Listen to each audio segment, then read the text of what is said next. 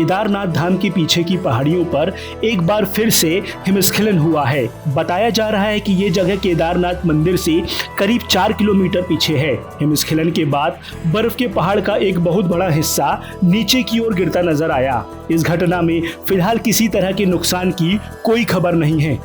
अमरनाथ यात्रा 1 जुलाई से शुरू होगी और 31 अगस्त को समाप्त होगी। तीर्थ यात्रियों की सुरक्षा पर हुई विशेष चर्चा, इसके लिए सरकार अनेक कदम उठा रही है। तीर्थ यात्रियों को ठहराने की उचित व्यवस्था, दवाइयां, ऑक्सीजन सिलेंडर सहित सभी आवश्यक सुविधाओं की पर्याप्त व्यवस्था करने के निर्देश दिए गए हैं। बागेश्वर धाम के पीठाधीश्वर धीरेन्द्र कृष्ण शास्त्री ने हिंदू धर्म पर किताब लिखने का ऐलान किया है।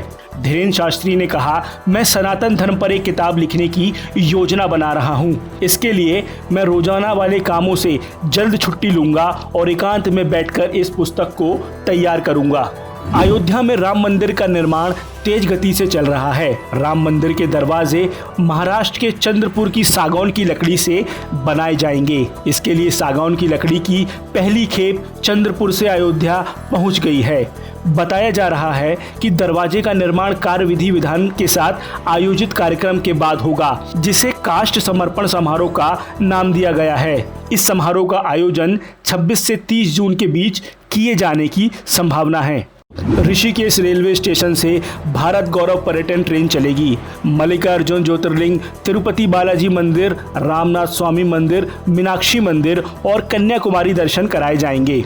भारतीय रेलवे खान पान एवं पर्यटन निगम लिमिटेड की ओर से शुरू की जा रही भारत गौरव टूरिस्ट ट्रेन से यात्री दक्षिण भारत के दर्शन कर सकेंगे। इस ट्रेन से यात्रा करने के लिए रेलवे ने हरिद्वार में बुकिंग करनी शुरू कर दी है। यह ट्रेन 10 जुलाई से 20 जुलाई तक दक्षिण भारत के विभिन्न धार्मिक स्थलों की यात्रा कराएगी। ग्रहों के राजा सूर्य का राशि परिवर्तन होने जा रहा है।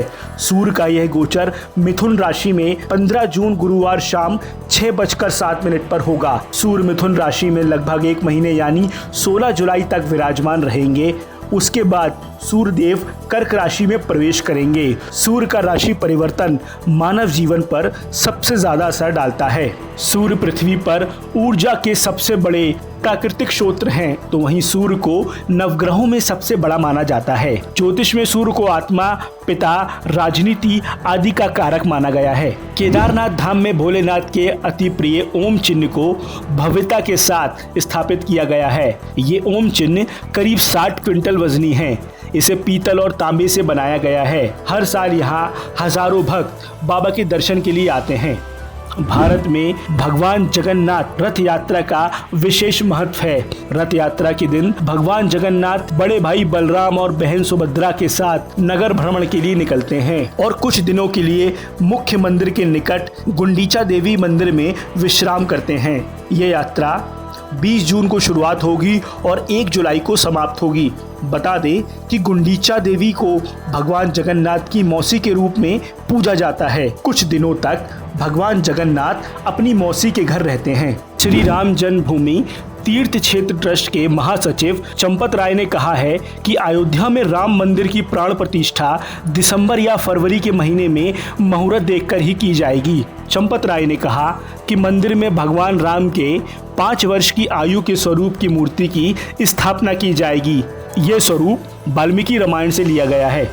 अब श्रीलंका में भगवान श्री राम और माता सीता से जुड़े पौराणिक स्थलों पर जाने में और सहूलियत होगी। दरअसल चेन्नई और श्रीलंका के हम्बनटोटा बंदरगाह के बीच पहली क्रूज सेवा की शुरुआत की गई।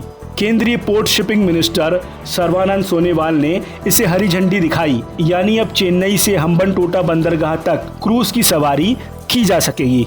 देवशयनी एकादशी तिथि की शुरुआत 29 जून को प्रातः 3:18 पर होगी और अगले दिन 30 जून को प्रातः 2:42 पर इसका समापन होगा। शास्त्रों के अनुसार देवशयनी एकादशी के दिन भगवान विष्णु 4 मास के लिए योग निद्रा में चले जाते हैं, जिसे चतुर्मास के नाम से भी जाना जाता है। लेकिन वर्ष 2023 में अधिक मास के कारण चतुर्थ मास 4 नहीं बल्कि 5 महीने का होगा। इस दौरान मांगलिक कार्य, शादी, मुंडन, गृह प्रवेश, उपनयन संस्कार करना वर्जित होता है।